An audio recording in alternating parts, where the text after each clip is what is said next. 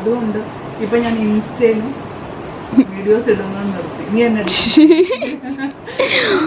സാധാരണ ആൾക്കാരെ ഓർഡർ എങ്ങനെ കിട്ടണമെന്ന് ഇരിക്കുമ്പോൾ അമ്മ മാത്രമാണ് ഓർഡർ എങ്ങനെ വാങ്ങിക്കാതിരിക്കുക എന്ന് നോക്കണം. ഞാൻ ദീപ.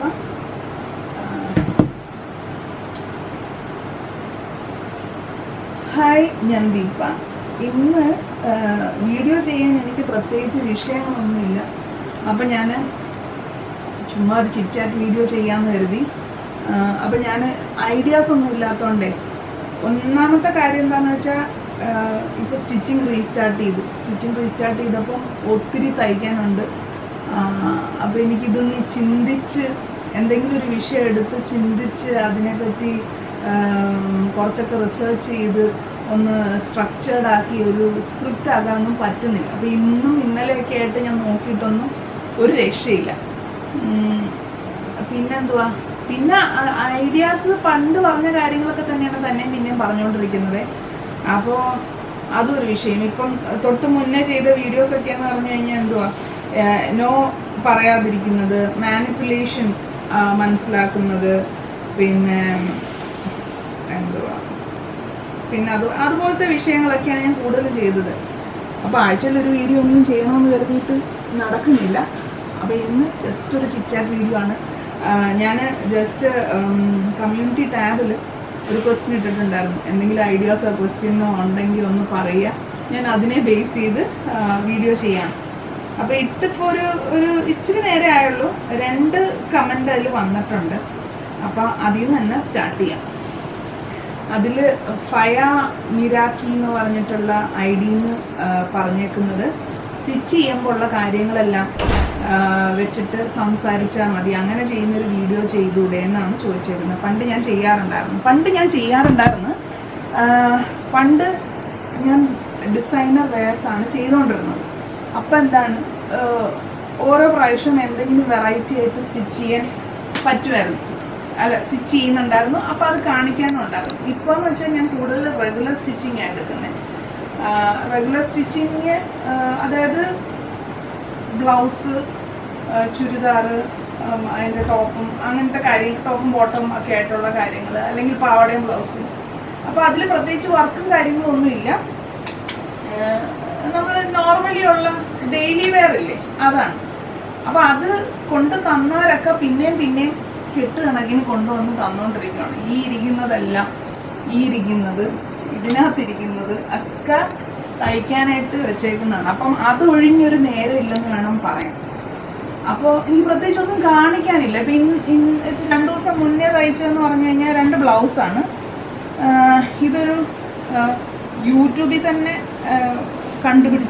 യൂട്യൂബിൽ നിന്ന് കണ്ടുപിടിച്ച് അവരെനിക്കൊന്ന് പാലയിലോ കായംകുളോ അവിടെ എങ്ങാണ്ട, അവിടുന്ന് ഇങ്ങോട്ടേക്ക് സ്ഥലം മാറി വന്നു കഴിഞ്ഞപ്പോഴത്തേക്കും എൻ്റെ യൂട്യൂബ് വീഡിയോസ് കണ്ട് തപ്പിപ്പിടിച്ച് വന്ന് എനിക്ക് ഓർഡർ തന്നാണ്. ഇപ്പം ഇതിന് മുന്നേ കുറേ ഒരു ബ്ലൗസ്, ചുരിദാർ ഒക്കെ തയ്ച്ചിട്ട് പോയായിരുന്നു. അപ്പോൾ ഇപ്പം 2 ബ്ലൗസ് തയ്ക്കാൻ തന്നിട്ടുണ്ടായിരുന്നു. ഇങ്ങനെ ഹൈനെക്കായിട്ടുള്ള ബാക്കിൽ ഇങ്ങനെ ഈ ഒരു ഷേപ്പ് വരുന്ന ബ്ലൗസ്. അപ്പം ഇതിപ്പം അവർ രണ്ടാമതായിട്ട് കൊണ്ടു തന്നതാണ്. ഇതും അതുപോലെ തന്നെ. അപ്പോൾ ഇതുപോലത്തെ സ്റ്റിച്ചിങ് ഞാൻ ഇപ്പോൾ കൂടുതലും ചെയ്യുന്നത്. അപ്പോൾ ഈ വന്നവർ തന്നെ പിന്നെയും വരുന്നതുകൊണ്ട് ഒത്തിരി സംഭവങ്ങൾ ബാക്ക് ടു ബാക്ക് ഇരിപ്പുണ്ട്. എന്നാൽ ഇതിനകത്ത് ഇങ്ങനെ ഡിസൈനർ വെയർ എന്ന് പറഞ്ഞ് ചെയ്യാനായിട്ടൊന്നുമില്ല. ഇതിനിടയ്ക്ക് മുറിച്ച് എങ്ങാനും കുറച്ച് ഓർഡേഴ്സ് വന്നെങ്കിലായി. ഈയിടയ്ക്കൊരു ഹോളി കമ്മ്യൂണിൻ്റെ ഓർഡർ വന്നിട്ടുണ്ടായിരുന്നു. അത് ഞാൻ കൊടുത്തു. അതിൻ്റെ വീഡിയോ ഞാൻ അല്ലാണ്ട് സെപ്പറേറ്റ് ഇടാൻ പറ്റുമെങ്കിൽ ഇടാതെ. അതിൻ്റെ കൂട്ടത്തിൽ തന്നെ തയ്ച്ച കുഞ്ഞു പിള്ളേരുടെ 2 ഡ്രസ്സുണ്ട്. ഞാൻ കാണിക്കുന്നത് എന്താണെന്ന് വെച്ചാൽ, ഇപ്പം അങ്ങനെ ഒരു ചോദ്യം വന്നതുകൊണ്ട് ഞാൻ ഇപ്പോൾ ഇരിക്കുന്നതെല്ലാം ഒന്ന് കാണിച്ചതേ ഉള്ളൂ. ഇതൊരു പാവാടയും ബ്ലൗസും. ഇത് നമ്മുടെ വിചിത്ര സിൽക്കിൽ ചെയ്തതാണ്. 5 വയസ്സെങ്ങാണ്ടേ ഉള്ളൂ കുട്ടിക്ക്. 5 വയസ്സെങ്ങാണ്ടേ ഉള്ളൂ. അങ്ങനെ ഒരു ഇത്. പിന്നെ ഇത് കുറച്ചും കൂടെ കുഞ്ഞൊരു കുട്ടിക്ക് ഒരു കുർത്ത. അപ്പോൾ ഇങ്ങനത്തെ വർക്കൊക്കെ വളരെ ചുരുക്കമേ ഇപ്പോൾ വരുന്നുള്ളൂ. ഇപ്പോൾ കൂടുതലും റെഗുലർ സ്റ്റിച്ചിങ് എടുക്കുന്നതുകൊണ്ട് നമ്മൾ ആ വഴിക്ക് അങ്ങ് പൊക്കോണ്ടിരിക്കുകയാണ്. ഇപ്പോൾ തയ്ക്കുന്നതും ഒരു ബ്ലൗസാണ്. അപ്പം അതാണ് ഈ സ്റ്റിച്ച് ചെയ്യുമ്പം ഉള്ള പുതിയ വെറൈറ്റി ഡ്രസ്സും മറ്റു കാര്യങ്ങളൊന്നും കാണിക്കാൻ പറ്റാത്തത്. പിന്നെ എനിക്കിപ്പം നിലവിലൊരു ഡിസംബർ പകുതി വരെ നല്ല ടൈറ്റായിട്ട് ഇരിക്കുകയാണ് വർക്ക്. കാരണം ഒന്ന് എൻ്റെ കൈ മുറിഞ്ഞ സമയത്തെ ഓർഡേഴ്സ് പെൻഡിങ് ഉണ്ടായിരുന്നു, അല്ലാണ്ടുള്ളതുണ്ട്. ഇപ്പോൾ ബാക്ക് ടു ബാക്ക് വന്നേക്കുന്ന കുറച്ച്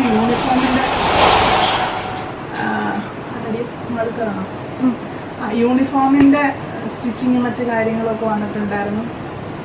അപ്പോൾ അങ്ങനെ ഇരിക്കുന്നതുകൊണ്ട് പ്രത്യേകിച്ച് വെറൈറ്റി ആയിട്ടൊന്നും കാണിക്കാനില്ല. അതുകൊണ്ടാണ് ആ സ്റ്റിച്ച് ചെയ്ത മെറ്റീരിയൽസ് കാണിച്ചിട്ടുള്ള വീഡിയോസ് ഒന്നും ഇപ്പോൾ അധികം ചെയ്യാത്തത്. പിന്നെ ഇൻസ്റ്റയിലാണ് കൂടുതലും അങ്ങനത്തെ വീഡിയോസ് ഇട്ടുകൊണ്ടിരുന്നത്. അതിപ്പോൾ ഞാൻ ഒരിടക്കാലം കൊണ്ട് നിർത്തി വെച്ചേക്കുക. കാരണം എനിക്കിപ്പോൾ കൂടുതലും ഓർഡേഴ്സ് വരുന്നത് എൻ്റെ യൂട്യൂബ് വീഡിയോസ് കണ്ടിട്ട്, ഇൻസ്റ്റാ വീഡിയോസ് കണ്ടിട്ട്, ഫേസ്ബുക്ക് വീഡിയോസ് കണ്ടിട്ടാണ് കൂടുതലും വീഡിയോസ് വരുന്നത്. വീഡിയോസ് അല്ല, ഓർഡേഴ്സ് വരുന്നത്.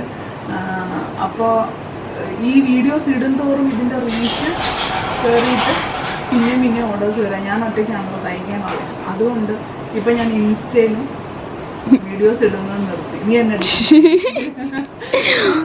സാധാരണ ആൾക്കാരെ ഓർഡർ എങ്ങനെ കിട്ടണമെന്ന് ഇരിക്കുമ്പോൾ അമ്മ മാത്രമാണ് ഓർഡർ എങ്ങനെ വാങ്ങിക്കാതിരിക്കുക എന്ന് നോക്കണം. എനിക്ക് തയ്ച്ചെത്തണ്ടേ, അതായത് ഇപ്പം ഞാൻ ഒത്തിരി ഓർഡേഴ്സ് ഉണ്ടെങ്കിലും ഒരുപോലത്തെ കുറേ ബ്ലൗസും ഒക്കെ ആണെങ്കിലും ഞാൻ എന്താ വെച്ചാൽ ശനി ഞായർ ഇരുന്ന് ഒരുമിച്ചിരുന്ന് വെട്ടും. ഒരു 2 ദിവസം നിന്നങ്ങ് വെട്ടും, കംപ്ലീറ്റ് വെട്ടി വെച്ചിട്ട് പിന്നെ ആ തിങ്കൾ തൊട്ട് വെള്ളിയാഴ്ച വരെ കുത്തി ഇരുന്ന് തയ്ക്കലാണ് ജോലി. അതായത് എനിക്ക് ഈ വെട്ടിക്കഴിയുമ്പോൾ നമ്മളങ്ങ് തളർന്നു പോകും. അപ്പോൾ അതുകൊണ്ടെല്ലാം ഒരു ബാച്ചായിട്ട് അങ്ങ് വെട്ടി തീർക്കുക ചെയ്യുന്നത്. പിന്നെ 2 ദിവസം കിടന്നിട്ട് പയ്യെ എണീറ്റ് തയ്ക്കും. അപ്പം ഇതെല്ലാം കൂടെ എനിക്ക് ആരോഗ്യം വേണ്ടേ. ചില സമയത്ത് വിചാരിക്കും ഇത് കംപ്ലീറ്റ് നിർത്തി വെറുതെ സമാധാനമായിട്ട് ഇരിക്കണമെന്ന് വിചാരിക്കും. പിന്നെ വിചാരിക്കും ഇല്ല, കുറച്ച് പൈസ ഉണ്ടാക്കി നമുക്കത് ചിലവാക്കല്ലോ എന്നുള്ളൊരു മോട്ടിവേഷൻ കാരണം വർക്ക് എടുക്കും. പക്ഷെ വർക്ക് എടുക്കാൻ തുടങ്ങിക്കഴിഞ്ഞാൽ ഇങ്ങനെ ഇടയ്ക്ക് ഞാനൊരു മെസ്സേജ് ഇട്ടിട്ടുണ്ടായിരുന്നു, ഡിസംബർ വരെ ഞാൻ വർക്കൊന്നും എടുക്കുന്നില്ല, അല്ല ജാനുവരി വരെ വർക്ക് എടുക്കുന്നില്ല എന്ന്. അത് അങ്ങനെ തന്നെ കിടക്കുകയാണ്. ഇടയ്ക്ക് അതിന് ശേഷം കൈ മുറിഞ്ഞു, അതിൻ്റെ ബാക്ക് ടു ബാക്ക് ഓർഡേഴ്സ് വന്നൊന്നും എനിക്ക് ചെയ്യാൻ പറ്റിയില്ല. ഇപ്പം ആ പെൻഡിങ്ങും അതിന് ശേഷം വന്ന വർക്കും എല്ലാം കൂടെ ആയിട്ട് ഞാനിങ്ങനെ ശ്വാസം മുട്ടിയിരിക്കുക. അപ്പം ഇപ്പം ഞാൻ എന്തെങ്കിലും ഒരു റീലോ വല്ല ഇട്ടാൽ അടുത്ത ഓർഡേഴ്സ് വരും. അപ്പം അല്ലാണ്ട് തന്നെ എനിക്ക് വിളി വരുന്നുണ്ട്. അപ്പം വേറെ ആളെ എടുക്കാൻ എനിക്ക് താല്പര്യവും ഇല്ല. കാരണം ഇപ്പം ആൾക്കാർ പിന്നെയും വരുന്നതിൻ്റെ റീസൺ നമ്മൾ തയ്ക്കുന്നത് വൃത്തിയായിട്ട് അവർക്ക് കറക്റ്റായിട്ട് കിട്ടുന്നുണ്ട്, അല്ലെങ്കിൽ അവർ ഉദ്ദേശിക്കുന്ന കണക്ക് കിട്ടുന്നുണ്ടെന്നുള്ളതുകൊണ്ടാണല്ലോ അവർ പിന്നെയും വരുന്നത്. അപ്പം ആ റെഗുലർ കസ്റ്റമേഴ്സും ഒക്കെ അങ്ങനെ തന്നെ മെയിൻറ്റെയിൻ ചെയ്തുകൊണ്ട് ഒരു സമാധാനത്തിൽ പോകാമെന്നുള്ള മട്ടിലാണ് ഞാനിപ്പോൾ നിൽക്കുന്നത്. അപ്പോൾ ഡിസൈനർ വേഴ്സൊന്നും ഞാൻ അധികം ഇപ്പം എടുക്കാൻ പറ്റുന്നില്ല. വരുന്നില്ല എന്നുള്ളതല്ല, വരുന്നുണ്ട്. പക്ഷേ ഞാനിപ്പോൾ എൻ്റെ റെഗുലർ കസ്റ്റമേഴ്സിൻ്റെ വർക്കാണല്ലോ ആദ്യം തീർത്ത് കൊടുക്കേണ്ടത്. എടുത്ത് കൈ വെച്ചേക്കുന്നതാണല്ലോ തീർത്ത് കൊടുക്കേണ്ടത്. അത് കഴിഞ്ഞാണല്ലോ. അപ്പം എനിക്ക് തോന്നുന്നു ഒരു ജാനുവരി ഒക്കെ ആകുമ്പോൾ ഇതൊക്കെ ഒന്ന് ഒതുങ്ങിയിട്ട് എല്ലാം ഒന്ന് ബാലൻസ്ഡ് ആയിട്ട് ചെയ്യാൻ പറ്റും. അന്നേരത്തേക്ക് ഡിസൈനർ വേഴ്സൊക്കെ ചെയ്യുന്നതിൻ്റെ ഫോട്ടോസും വീഡിയോസും ഒക്കെ കാണിച്ചിട്ട് വീഡിയോസൊക്കെ ചെയ്യാം, റീൽസൊക്കെ ഇടാം. റീൽസ് എന്തായാലും കുറച്ച് നാളത്തേക്ക് ഞാൻ ഇടുന്നില്ല എന്ന് വിചാരിച്ചിരിക്കണം. പക്ഷെ അപ്പോഴത്തേക്ക് എന്താണെന്ന് വെച്ചാൽ ഇൻസ്റ്റയുടെ റീച്ച് താഴും. ഇൻസ്റ്റയുടെ റീച്ച് താഴ്ന്നു കഴിഞ്ഞാൽ പിന്നീട് നമ്മൾ എന്തെങ്കിലുമൊക്കെ ഇട്ട് കഴിഞ്ഞാൽ അത് ഇച്ചിരി പൊങ്ങി വരാൻ ഇച്ചിരി ബുദ്ധിമുട്ടായിരിക്കും. അപ്പം അതാണ് ഫസ്റ്റ് ഫയാ മീരാക്കിയുടെ ഇതിൽ നിന്ന് അല്ല ആ ക്വസ്റ്റ്യൻ്റെ ആൻസർ കേട്ടോ. പിന്നെ ഉള്ളത് ബുഷ്ര KP ചോദിച്ചിരിക്കുന്നത് ബിസിനസ് രജിസ്ട്രേഷൻ രീതികളൊക്കെ പറയാമോ, ഓൺലൈൻ സ്റ്റോറ് രജിസ്റ്റർ ചെയ്യേണ്ടത് എന്തൊക്കെയാണ് അതിന് വേണ്ടതെന്നൊക്കെയുള്ളതാണ്. സത്യം പറയാലോ, ഞാൻ ബിസിനസ് രജിസ്ട്രേഷൻസ് ഒന്നും തന്നെ ചെയ്തിട്ടില്ല. നോക്കുകയാണെങ്കിൽ കാണാൻ വെറുതെ ഇങ്ങോട്ട് നോക്കുകയാണെങ്കിൽ ഞാൻ ബിസിനസ് രജിസ്ട്രേഷൻസ് ഒന്നും ചെയ്തിട്ടില്ല. ഞാൻ ചുമ്മാ ഈ വീട്ടിൽ ഇപ്പോൾ സെപ്പറേറ്റ് ഇലക്ട്രിസിറ്റിയുടെ കണക്ഷൻ പോലും അല്ല. എന്ന് വെച്ചാൽ ഇത് നോർമലി നമ്മൾ സാധാരണ വീട്ടിൽ അമ്മമാർ തയ്ച്ചു കൊടുക്കത്തില്ലേ, അതുപോലെ തയ്ച്ചു കൊടുക്കുന്നൊരു സെറ്റപ്പ് മാത്രമാണ്. പിന്നെ എനിക്കായിട്ടൊരു മുറിയുണ്ട് എന്നുള്ളത് മാത്രമാണ് ഇതിനകത്തെ ഒരു പ്രത്യേകത. പിന്നെ കൂടുതൽ ഓർഡേഴ്സ് വരുന്നത് ഇൻസ്റ്റ, ഫേസ്ബുക്ക്, ഗൂഗിൾ ബിസിനസ്, പിന്നെ അല്ലാണ്ട് പറഞ്ഞ ആൾക്കാർ തന്നെ പറഞ്ഞു അങ്ങനെയൊക്കെയാണ്. പിന്നെ യൂട്യൂബിൽ നിന്ന് കൂടുതൽ ഒത്തിരി ഓർഡേഴ്സ് ഇപ്പോൾ യൂട്യൂബ് വഴി വരുന്നുണ്ട്. യൂട്യൂബിൽ പരിചയപ്പെട്ട് അല്ലെങ്കിൽ യൂട്യൂബിലെ നമ്പർ കണ്ട് വിളിച്ച് അത് വാട്സപ്പ് ചെയ്ത് ഈ ലൊക്കാലിറ്റിയിലുള്ള ആൾക്കാരൊക്കെ എനിക്ക് തരുന്നുണ്ട്. അല്ലാണ്ട് ഓൺലൈനായിട്ട് അയച്ചു തരുന്നവരുണ്ട്. അപ്പോൾ അങ്ങനെ ഓർഡേഴ്സ് ഞാൻ വഴി തെറ്റിപ്പോയി. എങ്ങോട്ടാണ് ബിസിനസ് രജിസ്ട്രേഷൻ ഒന്നും തന്നെ ചെയ്തിട്ടില്ല. ഞാൻ ആപ്പാടെ ഫസ്റ്റ് സ്റ്റാർട്ട് ചെയ്തത് ഒരു ഫേസ്ബുക്ക് പേജാണ്. ഫേസ്ബുക്ക് പേജ് കുറച്ച് നാൾ കഴിഞ്ഞ് ഈ അടുത്ത കാലത്താണ് ഇൻസ്റ്റാ പേജ് ഞാൻ സ്റ്റാർട്ട് ചെയ്തത്. ഫേസ്ബുക്ക് തുടങ്ങി പിന്നെ ഒരു വർഷം കഴിഞ്ഞപ്പോൾ ഞാൻ പയ്യെ യൂട്യൂബിൽ വീഡിയോസ് ഇടാൻ തുടങ്ങി. അങ്ങനെയും ഓർഡേഴ്സ് കിട്ടി. പിന്നെ ഇതിനിടയ്ക്ക് ഞാൻ ഗൂഗിൾ ബിസിനസ്സിൽ രജിസ്റ്റർ ചെയ്തിട്ടുണ്ടായിരുന്നു. അപ്പോൾ ലോക്കൽ ബിസിനസ് അങ്ങനെയും കിട്ടുന്നുണ്ട്. ഇത്രയൊക്കെയാണ് ഞാൻ ബിസിനസ് ചെയ്യാനായിട്ട് ചെയ്തേക്കുന്നത്. അല്ലാതെ തന്നെ എക്സ്ട്രാ രജിസ്ട്രേഷൻസ് ഒന്നും എടുത്തിട്ടില്ല. ചെയ്യേണ്ട ആവശ്യമുണ്ടെന്ന് തോന്നുന്നില്ല. ഒത്തിരി ആൾക്കാർ അല്ലെങ്കിൽ ഒരു വലിയ യൂണിറ്റ് അങ്ങനെയൊക്കെ വരുമ്പോഴാണ് നമുക്ക് രജിസ്ട്രേഷൻ്റെ ആവശ്യം എന്നാണ് എൻ്റെ വിശ്വാസം. പിന്നെ ജി എസ് ടിയുടെ ഒന്നും ആവശ്യമേ വരുന്നില്ല. ഇപ്പം ഞാൻ ഒരാൾക്ക് തയ്ച്ചിട്ട് ഞാൻ കൊറിയർ ചെയ്ത് കൊടുക്കുന്നു, അത്രയേ ഉള്ളൂ. അല്ലാതെ പിന്നെ ഒരു വലിയ വരുമാനത്തിൻ്റെ പരിധിയിൽ ഞാൻ വരുന്നില്ല. അതുകൊണ്ട് അങ്ങനെയൊന്നും ചെയ്തിട്ടില്ല. പിന്നെ ഒരു വെബ്സൈറ്റ് ഉണ്ട്. അത് ഒരു വെബ്സൈറ്റ് വേണം എന്നുള്ളതുകൊണ്ട് ഞാൻ വെബ്സൈറ്റ് ചെയ്തു എന്നേ ഉള്ളൂ. അതുകൊണ്ട് പ്രത്യേകിച്ച് പ്രയോജനങ്ങളൊന്നുമില്ല. ഒരു